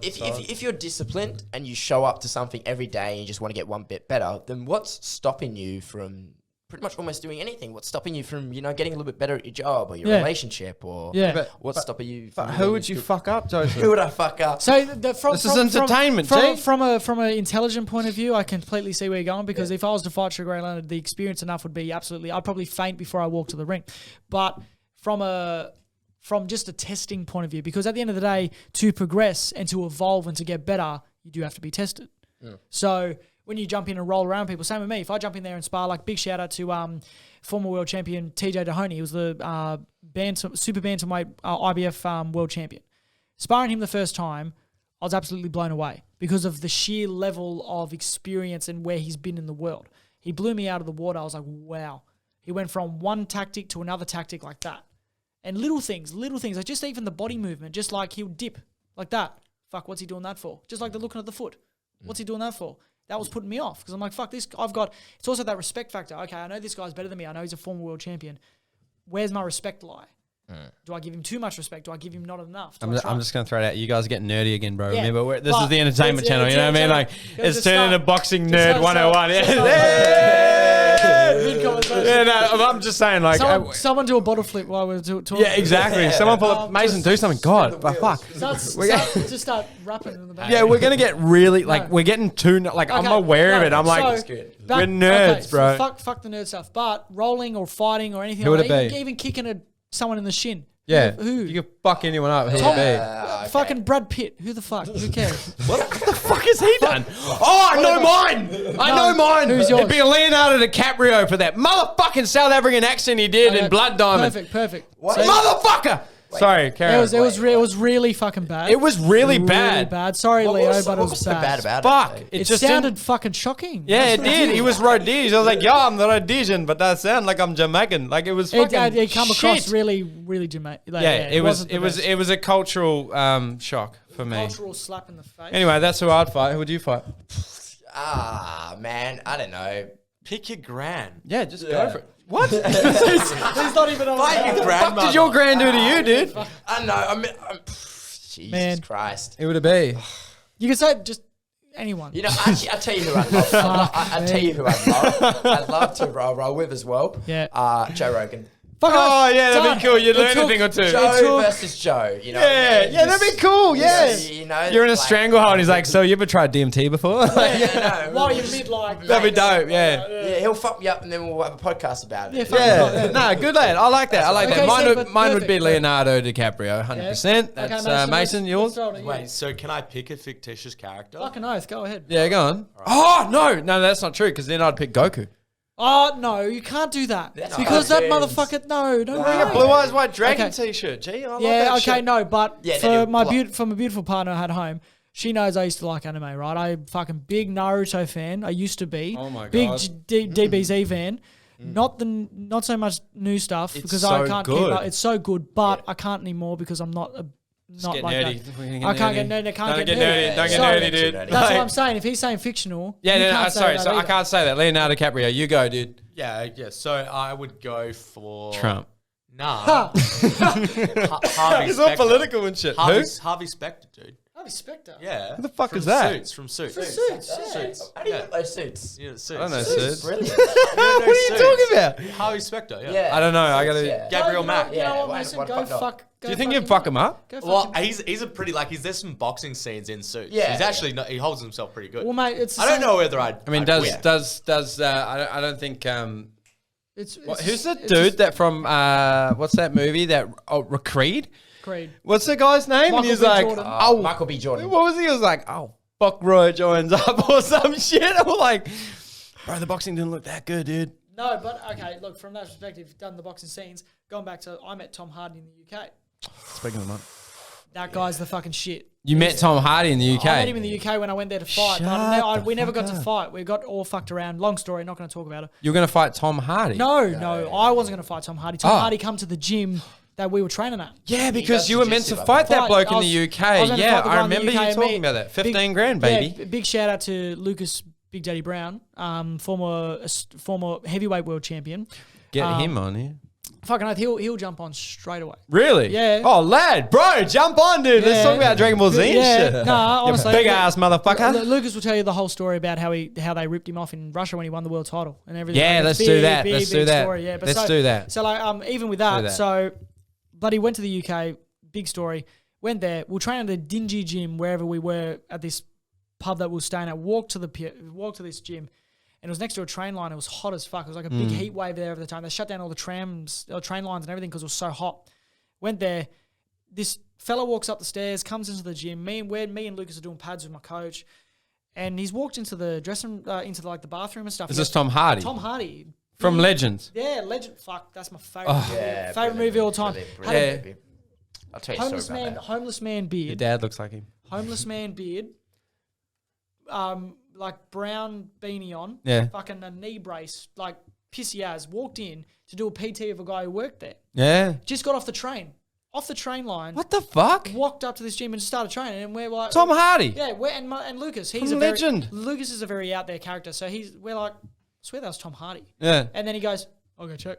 So he goes and peeps his head through the bathroom. He comes back out and he goes, You Tom Hardy? He goes, yeah, it's Tom Hardy. I was like, fucking what? Me and my coach are like trying to play cool, but we're like fanning hard. Yeah. He comes out, we get a photo of him, and we just leave him be, let him do his thing. Did you ask him why he lost to his brother in that movie? Mate, I didn't ask him any questions because I was movie. What's that movie? Warrior? Warrior, yeah. But Oh. honestly, I was watching. Worst ending ever. We left him alone. Yeah. Got a photo. He said, "Oh, how you going?" and all that stuff. Man, he's shorter than me. He's short fella, and then does pads. I'm doing shadow. I was too focused on my own training. But then at the same time, like, fuck, Tom Hardy's doing pads right next to me, and I'm fucking shadowing and doing stuff. Were you trying to make yourself look less good? Like, mate, he was not that great. Oh my God, really? He was nothing terrible. But if you're in Hollywood, they make him look like he's an absolute killer. No bagging him out. How bad on the? Not shocking. Not shocking, but like average. better than Joe's? Better than Joe's? It was average. It was like he knew better than Mason. Well, I know that for a fact he's not the best. You don't know what I'm like. To be fair, we've never seen you on the pads, bro. He's a purple belt in jiu-jitsu. No, he's a purple belt. Yeah, then he will fuck you up. No, fucking oath. Yeah. But from a boxer perspective, he was putting punches together. And he knows. Okay, he's putting the punches together. He's doing whatever. But I'm like going hard, shadow, doing these punches. Yeah. And there's him in the background. Boom, boom. And I'm like, step, and then you go halfway with that back foot and twist. Man, an unbelievable actor because doing the training ethic that he did for Warrior and like all that sort of stuff, he can fucking fight. But in the movie, I was so blown away on the pads next to me. I was like, fuck, it's like he's just all knowledge is gone. And he's just trying to work out. Just working out. Just trying to work out. And you know what? You might. You know what? You know what's an annoying thing when you are a world champion one day, which you will be, and we'll get you signed gloves and shit in the background, which you will be. But you know what the most fucking annoying thing is, man? Is like you'll come back on it because we're bros. But Tom Hardy will never come and get interviewed, bro, because he's like, nah, I hate that dude, bro. He called me fucking shit on the pads and shit. I'm not calling him shit.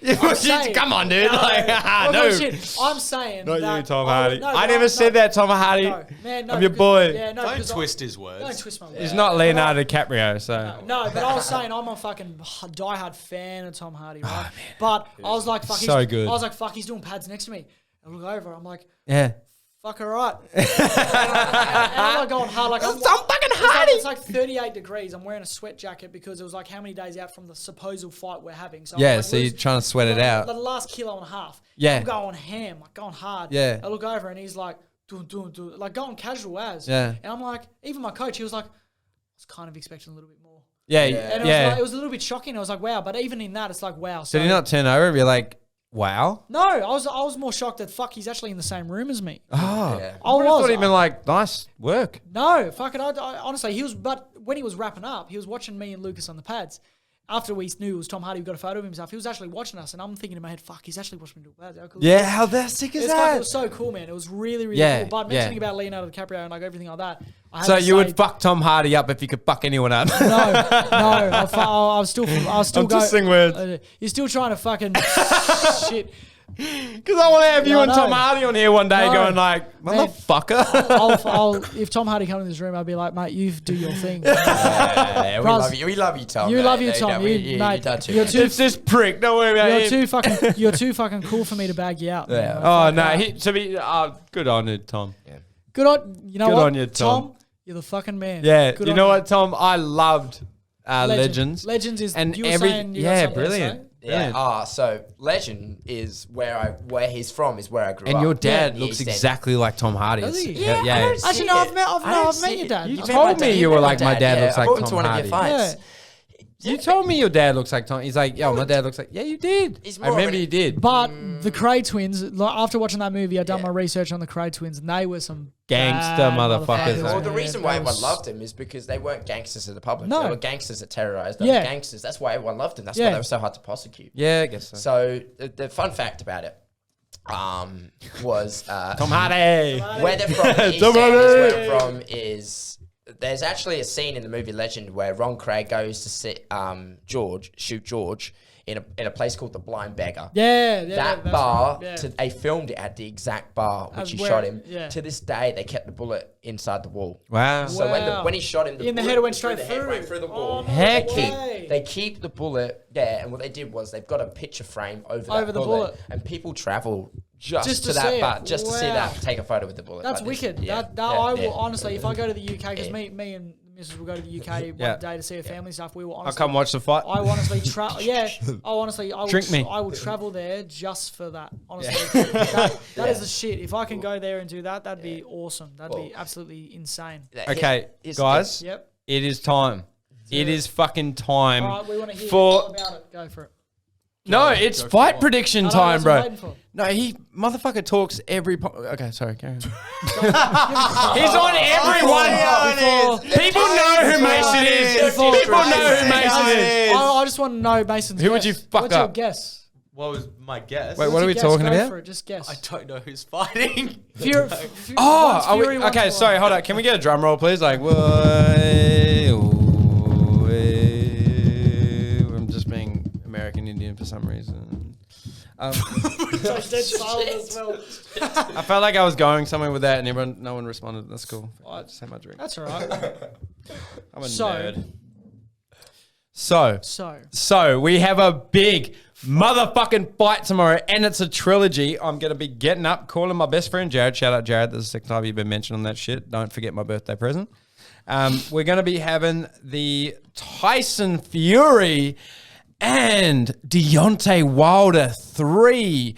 I feel bad because you don't know what the fuck we're talking about, dude. But like, I feel as though, gigantic white guy the versus Fury's skinny, got it. dark Fury's skin got guy. it. Fury's got it. Yeah. Okay, Fury's got it. interesting.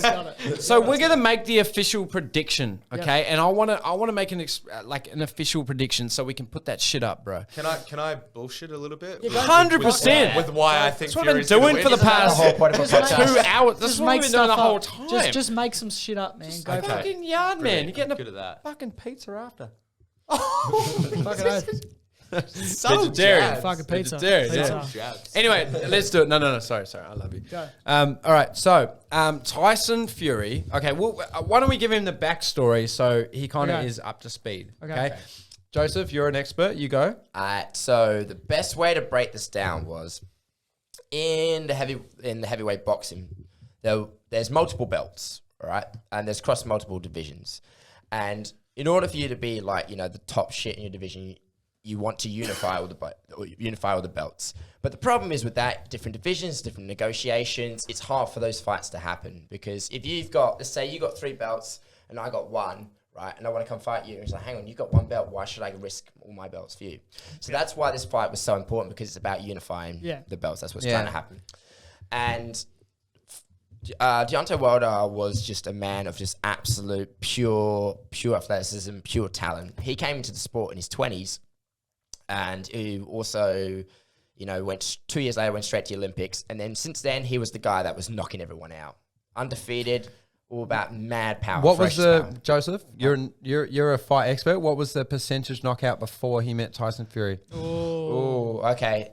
I think close. I think I know, 90s, but in the 90s something. yeah, I think it was Close. 95%. I think it was 92 to 95. Yeah, close. And that's more so than Tyson. And It was also, off. you're correct. Yeah. Most of Yeah. his fights went to decision for Tyson. And the thing is with Deontay Wilder, he's avenged all his fights except for Tyson that he's knocked out as well. Yep. Anyway, so Tyson Fury was this guy, came from this heritage. He's known as the Gypsy King. He came from this traveler's background. His dad was a fighter. His half brother's a fighter. Who's the His younger brother's a fighter. He's got that all that. And, Great record. And he's for years has gone down this road. You know, he was the guy who beat Vladimir Klitschko, and then Who was also very good. Yeah. At that time, he was. Yeah. At that time, Klitschko was the unified world champion. He was undefeated for like 10, 15 years. Yeah. So he was, and there was two of them. I don't want to confuse and you. he was the guy. He was the man. He was the man. Yeah. But the problem was, And then there was with Joshua Klitschko, as well. Don't forget Joshua is part of the trilogy. Who's and with twice now. Klitschko, there was the issue that they believed that heavyweight boxing was stagnating because Klitschko had a bit of a boring style.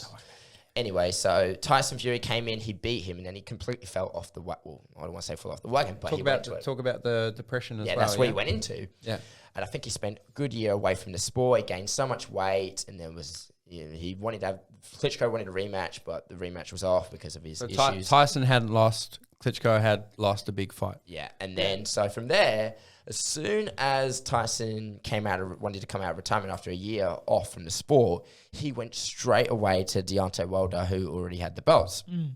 And then they had their first match, which ended in a draw. And then a lot of people argue. They say, oh, well, Deontay Wilder knocked him down, but then Tyson came back and won the round, and they believe the knockout was a factor. Who won the fight? The first fight, Yeah. Fury. Fury. Fury won the first fight. Because it was if you look at How the many rounds, how many points is a knockdown? Ooh, no, it's different in boxing. It's on a 10-point must system. Yeah. So if you get knocked down in a round, it's 8. Yeah. So they score the round by you get if I knock you down, I get 10, you get 8 for the round. Right. Okay. But if so you won 2 rounds.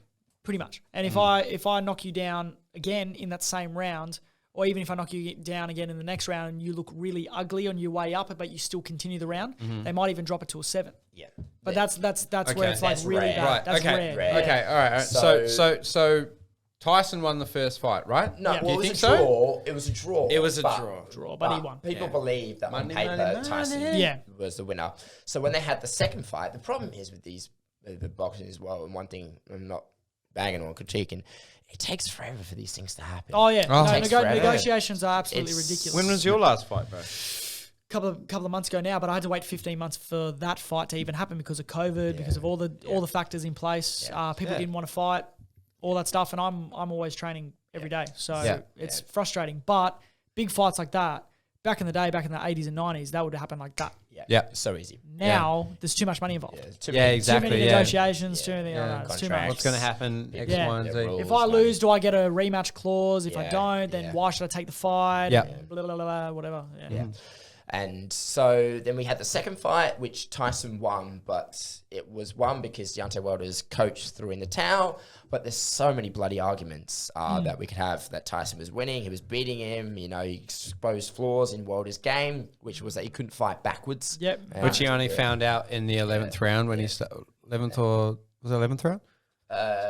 No, I think he even won. I think he threw in the towel in the 6th of the No. seventh. No, I'm talking about the first fight. first He only fight, figured out he yeah. could only fight backwards in the later rounds. Yeah. He went, I don't know how I'd say it, but he got knocked, bro. He got knocked down, bro. Yeah. Have you ever seen The Undertaker? Yeah, he like rose up like the Undertaker. Pretty Yeah, much. I don't he know how the was fuck like, he got out. And even not even that, but Deontay Wilder said after the fight, that is the hardest I've ever hit someone. Yeah. I'm surprised he even got up. So He's got 50 kilos. who wins tomorrow? What round? Oh, I've got to say, Do you think Deontay Wilder's changed enough in his like? It looks like I might be wrong, but from the press conference, it looks like he's surrounded by a lot of yes men. yeah, Yes. yeah. Let me say, I don't feel like that Deontay Wilder has the same mindset as Fury. And one thing I love about Fury is that Fury is the type of human being that is not afraid to die in a ring. And he's literally been, that man has literally been to hell and back. There's a reason why he's above everyone, because he's been suicidal, depressed, overweight, nearly lost his wife, nearly lost his kids, and he took his own life. He's had everything right at the palm of his hand, and it meant nothing to him. He is a man that was literally was put on this earth for boxing, because he's had the money, he's had the fame, he's had the fortune, he's had the cars, and it was not for him. Boxing was what he was for. And then that's all he's ever known, because it's the only thing he's ever known. He said it because he can't do anything else, and that is why he's so fucking good at what he does. Now, I like Deontay Wilder because he's got style, he's got power, he's got charisma, Yeah. But when he came to that fight, he got exposed, and when you get exposed, you need to look at it and say, okay, this is what he do, this is what he do better. He was pointing the blame. Do I believe that he would make some changes? Yes. But I don't think he's made enough changes anywhere near compared to what Tyson Fury is at. You can't make that enough changes. Do I think he has a chance? Still, absolutely. Oh, yeah, no, he's 100%. Since he's a gifted puncher, he's got a puncher's chance. Yeah. But what proved in the second fight was that Fury knew what was going to happen, because all through Wilder's career, he's never done anything different other than just hit someone. But you look at why they call him, his last name's Wilder, it actually makes great sense, because all he does is wildly wind up shots. Yeah. He's not a good boxer. He doesn't have a great boxing ability. But some fights, he looks like he's losing every single round. Who was the guy that he fought before Fury? He fought a guy twice, Ortiz, Twice. He was getting outboxed, And then all he outclassed, did was everything. he went down. Bang! Ortiz is him with the right hand, he went straight down. Yeah. But he was losing the whole fight. And he hit him But and that went down. says that he's got a chance against Fury. Yeah, no, that's exactly right. And the chance is there for anybody. It doesn't matter who's fighting, whether you're a big puncher, whether you're whatever, you've got a chance. So knowing that there's the chance, it could happen. But knowing what happened in that second fight where Fury actually walked him down and knew that he couldn't fight on the back foot. Yeah. I know the changes that Wilder's been showing. He's been training in breath work, underwater stuff, bloody on the pads of what's his name, working on combination punching and putting the punch together, looking cleaner. It's not enough time to completely re-evaluate what you naturally do. Yeah. And knowing Wilder in that state of mind, it's make or break. Yeah. He's going to get in there. He's going to be like, I've done all these changes. I've done the pads. I've done all these different things. He's going to get in there. As soon as Fury hits him with some sharp shots and moves around and does that cheeky stuff he does, he's going to revert straight back to what he knows, which is I'm going to wind a big shot up and hopefully I hit you. Yeah, that's going to fall straight into Fury's thing. But he knows. Hopefully Fury hasn't gotten complacent. Like, I'm going to fuck this dude up. But see, that's the thing. If we say that, like, oh, no. But then all of a sudden it happens. You never, exactly. You never know. He's like, I beat him once before. I'll beat him again. But I'm going to chill out. Bang. That's where it becomes in belief. And Fury believes in himself. He knows what he's about. Different animal. Different animal. And that's so who was our greatest heavyweight of our generation? Of our generation? Our generation? I'd say at the minute Fury because of how unpredictable and unconventional he is. Yeah. And how able he's gone from being a unified world champion to going through hell and back to come back and now be the WBC world champion. But it was also not only he's been unified, he's the current world champion as well as the Ring Magazine champion. He's also lineal. Yeah. So there's not been a lineal champion since, I think, Rocky Marciano or someone else prior to that. There hasn't been a lineal champion in maybe over a decade. So he's the one man who's actually a lineal champion. Unified's great, but he's lineal. So he's been unified as well as another world champion again. Possibly could be unified again. So that means he's even further. Yeah, right. I don't know another heavyweight champion who's done that. Yeah. So at the minute I'd say it's Fury, but from a technical point of view, since he's so unconventional, it also comes across messy, but at the same time, you watch it like, fuck, here we wow. go. Nerdy. What is it, nerdy? Come on, nerd. I'm definitely saying Fury because everything that he's achieved and his desire to achieve more as well. What's your thing? My thing. Who was it? Just quick, who is it? Fury. Okay. Well, obviously Fury because everything. Not even that, but after he's beaten Wilder, he's going to... he's not going to stop. He's going to keep going. He's early 30s. Yeah. People forget how actually he's 32. He's pretty much right now in his prime. Yeah. He's trying to make the most of it. I know for a fact as soon as if he beats Wilder tomorrow, he's going to go straight for Usyk. And I honestly believe because that's going to be probably one of the most watched boxing events of all time. Yeah. It will be massive. Because the issue right now with boxing is that they're trying to. But he fucks Joshua up if he was to fight Joshua, sure. Yeah, if it was to fight Joshua Tyson now... fucks Joshua up, right? I kind of feel like, because there would have been a better decision. So there would have been a better awesome argument if it was to see Joshua couple of versus months Tyson than it was to see Deontay Wilder versus Joshua. Yes. But the thing is now, there's an even bigger thing to put down. Tyson versus Usyk. Touch my hand. Because both men are undefeated. Yeah. Both are undefeated. and both have titles. Yeah. So, and whoever wins unifies the titles. Exactly right. And Yeah. when was the last time we had a unified champion, Jackson? In heavyweight? Yeah. Well, it's funny. They consider unification, like Joshua, is for all 3 or more belts. You can have 3 belts and still be considered unified. Okay. Yeah. But a full unified champion? Wasn't it Mike Tyson? Tyson had all of them. Tyson at a point had 3. Yeah. Yeah, 3. Yeah, WBC, the IBF, and the WBA. So he was considered unified, but that's also because a lot of people dropped out because they didn't want to mess with Tyson at the time. No one wanted to fight him. No. So people who were like current world champions, but you got to think those establishments of the belts were coming in Tyson's era as well. Like back in the day, there was only one world title, and that was the WBA. They were sanctioned as the World Boxing World Boxing Association. Yeah. Then that a governor broke off from there, made the WBC. Then someone broke off from there, made the IBF. Then someone broke off, made the WBO. Then the IBO. Then yada yada yada. So now that's why there's so many things. So the main belt that really people should be looking out for is the Ring Magazine belt. The reason why is because Whereabouts are you ranked on Ring Magazine? I'm not. If I was, that'd be a fucking dream come true. Yeah, solid. But you don't get a Ring Magazine belt. Like you look at when Vasyl Lomachenko lost to Lopez. He win. Lost to Lopez. Yeah. Vasyl Lomachenko was not only featherweight, super featherweight, but then he became the lightweight unified world champion. Okay. And then when Lopez beat him, he got all the belts. So he was a full unified world champion. Yeah. So that means that he got awarded Ring Magazine. Oh, okay. Yeah. So That it's like makes that. sense. And then since Fury come and beat Wilder the second time, took his belt off him, he got awarded Ring Magazine, even though years ago when he was unified, he already got a Ring Magazine belt. So he got 2. Yeah, fuck. So that's how it kind of works from there. If you're Ring Magazine, that's like the main thing. Even Lopez puts a video up saying about, that's my main thing. Out of all the belts, Ring Magazine's the one. Yeah. That's how you know that. That makes sense, though. That makes It's sense. so strange in boxing because there's so many belts. And you know what? So many divisions. There's so many. But you know what's even funnier is that the belt looks like it's from fucking Rocky. True. It's not even. But it's to not be even- fair, to even earn one of those things, you're a gangster motherfucker, these bro. belts, like they look like. You know, Can I touch your belt when you win one? Designs. Can I touch it when you win one? The belts I've got now, you can touch. How much time we got left, by the way? Have we been going for 2 hours? That's pretty Hour good. and 40? No, not bad. That's pretty good. Yeah, Not bad. Is that one turned off?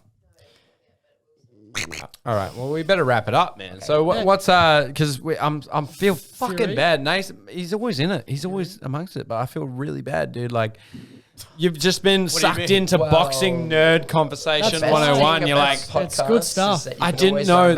Yeah, it was can like always I run didn't this know back. there was so much to being punched in the face. What the fuck? It's Like, not just No, one hand to the face. I was gonna ask. Quite did you learn something? Yeah, I was gonna ask quite a few questions, but it's better to just sit here and listen. Rip off one question right now. Go for it. One top of your head. No, Yeah. 3 questions. 3 questions. Go. One Yeah, for so each. I just wanted to know because it's like a big misconception, I suppose, for the general public Yep. is that you shouldn't sleep with your partner before a fight. Lie. Why is it? Oh yeah, I forgot you asked that at the Full start. lie. Why is it a lie? Full lie. Keep your testosterone up, or No, Mike Tyson actually said this was a full lie as well because people tell you back in the day, no, Yeah. don't have sex because you want to build that animosity up. Like, Yeah, oh, I'm yeah, gonna get in yeah, there, I'm gonna sure. smash Yeah, things. yeah. Bullshit. Bullshit. No way in hell. He was. No he way was in hell. when he lost his first fight to what's his name? Buster Douglas. Buster Douglas. He was in Japan. he was smashing coke and drinking all night. He would literally push a button and they sent a prostitute up to his room. He had gonorrhea when he fought as well. Yeah. He fought what? with gonorrhea and everything, yeah. Do you think Tyson would fuck up? Yeah, Prime Mike Tyson would fuck up Tyson Fury? Yeah. Yeah. Oh. Yeah. Mate, Well, no. I mean, he's coming at you with those hard. 6'9", Sit- 5'9", 5'9". in his Fury? 5'9". I mean, Fury. in his You got to think heavyweights in that era are big different. it's Big different. different. But He redefined. Mike his- Tyson if in you- his prime. if you give Tyson Animal. if you give Tyson those first 3-4 rounds and, Yeah. and all Tyson's going to do is run, Yeah. mate, Tyson's going to be on you like a bad plague. Yeah. He's going to be on you like Do you think the size difference though? Do you think Tyson would get that Nah. high? Tyson was a genetically unbelievable human. You just look at photos of him, what he looked like when he was 14. 14, years old. yeah. Yeah. years And a good example of that is Peter McNeely or Yeah. something. That guy was huge. He was you know? huge, He fucked huge. him up. But it's Tyson Fury, man. Yeah, like no, Tyson Fury versus Mike Tyson. Yeah. I don't know. No, but I personally, on my personal thing, also because I'm old school era But guy. because he was before he got on the drugs and everything, you think he would fucking end him? He was an absolute monstrosity. Yeah. He was a absolute psycho. monstrosity. Yeah. He But fought 40 times in 1 year when yeah, he was 40 19. yeah. Okay, all right, hold on. We're getting second distracted question. again. Second question. Nerds, bro. Nerds. Sex before a fight is a complete sham. Yeah. Second question. Yeah. Yeah. Okay. Another question is, I suppose, what happens technically if a person slips in a match? So you can just get straight back up. What is that like? Okay, so if someone slips slips by accident, whether it's by the canvas or by the opponent, or even a certain punch that might. Sometimes you get, Might be a foul or something. Might be a foul, Yeah, or sometimes you might throw a punch at the same time. It might take you off a bit off balance. Yeah. All depends on what the judges and what the ref sees. So if it's a sheer slip, like, oh, my foot actually went underneath me, the ref will just get you up, rub his gloves on your thing from being on the canvas. That's fine. Yeah. But if it's like a punch and you kind of grazes off you, but then you kind of slide, all depends on the perspective of the ref and the judges. If the judges start counting all of a sudden, and all you've done is slip. So Mayweather dropped a knee in that fight against I forget who it was. His first knee drop, and he got back up, and he was that counted as it wasn't a knockdown. He never got knocked down in his whole career. Slip. Counted as a slip because of the way the angle was. Right. And it all depends on the ref and the judge's perspective, like I said. So if he slip, the guy can get back up. But here's an interesting thing now that's new. Say you get a low blow, or say you get hit foul or something like that, you're allowed 5 minutes in between to have a break.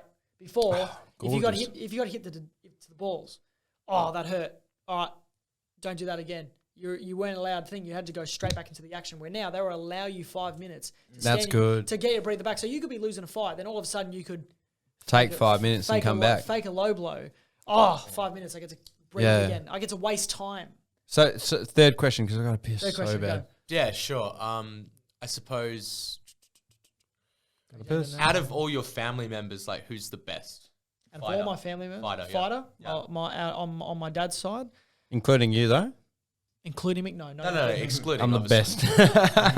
I'm the best, man. Yeah. No, my old man. My old man, from a talent point of view and from ability, the guy was something else. The man could dance. He could fucking sing. He could fight. I remember going over there and training with him before I went for my amateurs and I won the state title.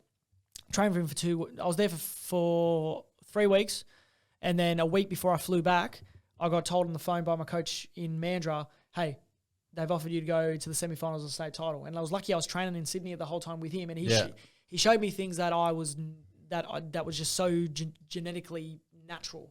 Where the coach in Mandurah, no offense to him, he wanted me to be one certain thing. Restricted. He was like, no, son, this is how we do it. Watch this. Went my old man, and he showed me things that just felt so natural, and I got to spar him, and he still spars people all the time anyways, and they push him 50 now, so 49. Yeah, wow. And sparring him, honestly, it was amazing, and then moving around and doing stuff, I see where I get my flair and my flamboyance from. I get it from him, 100%. And yeah, he's probably the most talented fighter out of in saying that, family relatives, the Thornberrys, they are absolutely machines as well. Like Nigel Thornberry. No, Noel and Ricky, and then their father, Trevor. They're big names in Australian boxing as well. So, bloody big shout out to them as well. The Thornberrys. Yeah, big shout out. Thornberys. All right. I think we're. Sure. Yeah, I think that's Yeah, it. So cool. official decision, official prediction tomorrow, Mason. Yes. So I'm just gonna go. I'm gonna Go for it, bro. draw. Just throw shit at the wall and hope it just- sticks. Fine. What round? What's happening? It's a draw. But, Draw? yeah, 6 rounds. Tyson's No, got, you Tyson's can't got draw like if a you're in- 9. 12, 6 rounds. Say 12. All right, 12. 12-round draw? 12-round draw. Okay, Draw. cool. Solid. That's What's your prediction? I think Fury, and from the last fight, second fight, he stopped him in the 6. I reckon around the same. I reckon he stopped him middle, like 6 to 7. Okay, Yeah, cool. 6 to 7. Cool. Stop him. I'm going to say 10-round knockout for Fury. 10-round knockout for Fury. Yep. See, solid. What's yours? I want to do something different. Like I want to be unorthodox and Unorthodox, shit. yeah. But I think Fury pulls. I'm just trying to do something different so we Yeah. can see who won. I'll just say 3rd round Fury. Fuck it. Hey. Hey! Well, thank you everyone for watching the podcast. I know we got hell nerdy on that shit. Like I feel so bad, Mason. We'll do something Sorry. about computer science or some shit next time. Like, I feel so bad, bro. Like, if I he's been can't- here the whole One thing time. we're gonna Like, have to do is we're gonna have to run this back. If I come on the next one and you're talking about computer science, I'll be you right now. yeah. I feel Man, so shit. I'll be just like, Because, well, he's on everyone. He's loyal as fuck. He jumps on everyone. He's a sweetheart. I love him a bit. you can come on mine. Just Yeah, shoot me. yeah, That's yeah. what And we're you gonna guys have do. been talking nerdy shit, but I feel bad because we've just Vice been versa. talking about like we haven't been talking about boxing. We've been talking about really nerdy boxing Boxing? shit. Yeah. Like, But no, I mean that's the point of a podcast. Talk about what the fuck you want. yeah, I guess you're if right. all the fellas out there enjoyed it. Yeah. If all that 100% of people there motherfucking watching. All right, dude. Thank you so much for everyone watching. Love that. Welcome to Axon Jackson Ingle. We'll see more of him. We'll obviously more of Nathan. You'll come back, eh? And Joseph, baby, we want you on here more. Joseph Turner, he's the man. We'll have him on. And thank you so much for watching episode 3. Let's get it. Peace. 1, 2, 3. Let me get the clap. Yeah. Like and subscribe. Oh, yeah. Fuck. Oh, yeah. No, the only people that are watching that are fucking Is nerdy it? cunts. Like and subscribe. Fuck.